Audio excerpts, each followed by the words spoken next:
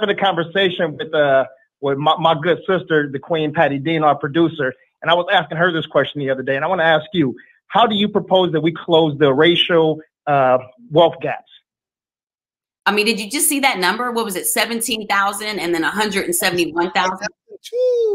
Black family wealth right now is at 17,100, where the Caucasian wealth is 171,000. Here's what I'm going to say. We have, as a culture and a community, we have to collaborate. I'm gonna give you a perfect example. When I was in college, there was a group of us, and we were talking about going in on doing an event. And I saw in the conversation where we're uncomfortable asking for money. And then when I got to USA Today, and I'm seeing that's all they do. You got 5 on you, and then they put their money together, and then they're buying land. I love what they did in Atlanta. That group of those families that bought all that land. That's the only way we're going to start increasing our wealth, and we're going to have to start doing it through the collaborative effort. We have to get back to trusting each other, and we have to get back to understanding that what does it matter if you have 100% of nothing? Wow. So the steps are, what I'm hearing is doing things in unison, doing things together and trusting each other. But what are some of the other things that we can do? Like, do you think there's something in particular? Is it more people graduating? Do you think it's more people not going to school and starting a business at a younger age? Like, what do you think?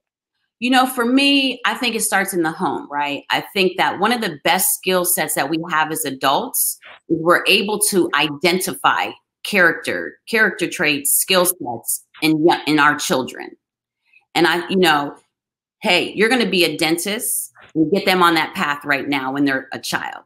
I was really fortunate that my mother saw business skill sets, entrepreneurial skill sets. And so from middle school on up, she always had me in a program that elevated that curiosity out of me. We have to stop putting this pressure on our young people that you're only going to be successful if you do 4-year college. You're only, this roadmap that has been passed down to us that isn't even valid. We can't tell our youth that to go $200,000 into debt at 18. That might not be their journey. Be okay with it. Support what our young people love, what they love about themselves, and nurture that. We can't even get to the other part of it until we start getting back to the love of who we are as a culture. Not the stereotypes, but our strengths. We are a loving people. We are an accepting, not tolerant people. We have so much to give, but we haven't learned how to give it together. And so it's hard for me to say what our success will be when we're not even understanding our own success in our homes. And we're not telling our young people it's okay that you want to do this versus that. I have 3 children. All 3 of them are different. I have to mother them differently. There isn't just this one path. But I do believe, by the way, do we even know our neighbors' names? I can't even get to the monetary part of changing our legacy until I get back to will you stop stepping over your homeless neighbor and your hungry neighbor? Why are you walking with throwing your empty bags down on the floor because you done eating the food that you took 1 bite out of? But you rather throw it away than pass it to someone that needs it. But we got to get back to this foundation first. You can't build anything on a rocky foundation. So that's why I don't like to talk about money, because money is paper. I like to talk about the behaviors and the patterns that can get you to a mindset of wealth and legacy. I wish the entertainment industry would do away with the cars and the jewelry. What are we chasing? We need to present truth. We got to get back to the truth of what these situations are. And it does start with knocking on your neighbor's door and introducing yourself. Yeah. Did your drive come like after college, after children, or after reaching like an all-time low? where did you feel like something kicked into the second gear? As a kid, instead of going outside playing with my sister and our friends, I would dress up in my mother's clothes and I would make a desk and I'd be running my business. And my sister, I would barter with her.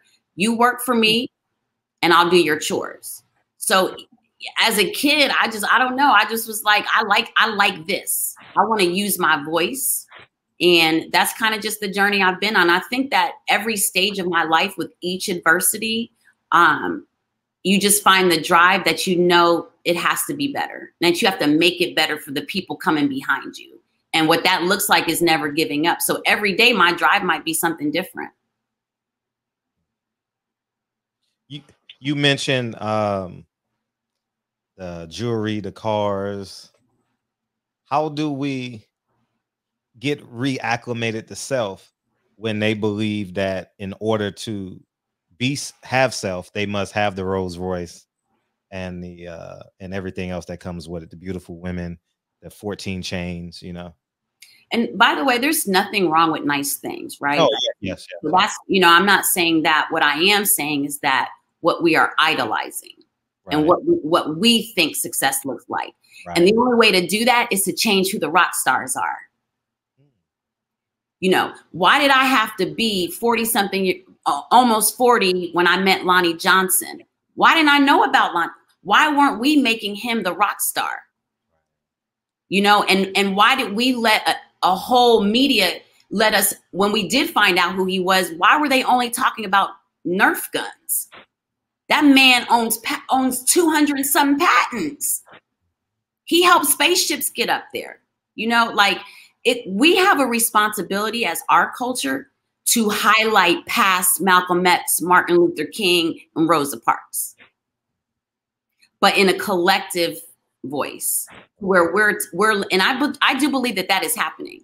These millennials no one's playing. They're introducing a lot of our history that many of us just didn't know, or was denied access to. And so, I believe that if we start adding to the rock star roster, right, of what that looks like, then now people have a lot of things to look at as their possibility. And you can't be what you can't see. Speaking of the millennials, when George Floyd, Breonna Taylor protests happened, I actually went to a few, and it was kind of like, when, not comparing, I'm talking about my mindset. Right. When Malcolm went to Mecca and he says, I never knew. I was with my boy Tyron Brown, and people in the shop know who Tyron Brown is. I was with him and I says, Tyron, you see what I see? I had no idea. It's funny how socioeconomics plays a huge part of division in this country, man. And I was sitting there like, damn. I was flabbergasted at the fact that this Mexican man, Mexican woman, white man, Indian man is literally standing side by side, me, echoing similar pains. Oh, yeah. My mother is Greek and Russian. Mm-hmm. And my mother used to get arrested for being the white woman protesting. Mm-hmm. So I grew up in a household where we were required to march. We were required as her children to be NAACP members, at the youth division. So we grew up around all of that. And here was my mother, who is a Greek and Russian woman, but she told us as children, you are Black. I'm raising Black daughters. And you need to know that, and you need to understand that. I'm so grateful for that. I deleted the Twitter comment, but it was a Caucasian woman who was raising a mixed girl. And she's like, why don't you ever say you're white? Well, I'm sorry. There's no street I've ever walked on where they confused me for a white woman. And by the way, my white mother raised me as a Black woman. But what we do know is that, especially the Asian community right now, is, all of the hate crimes with them. Classism is real. Racism is real. It's real.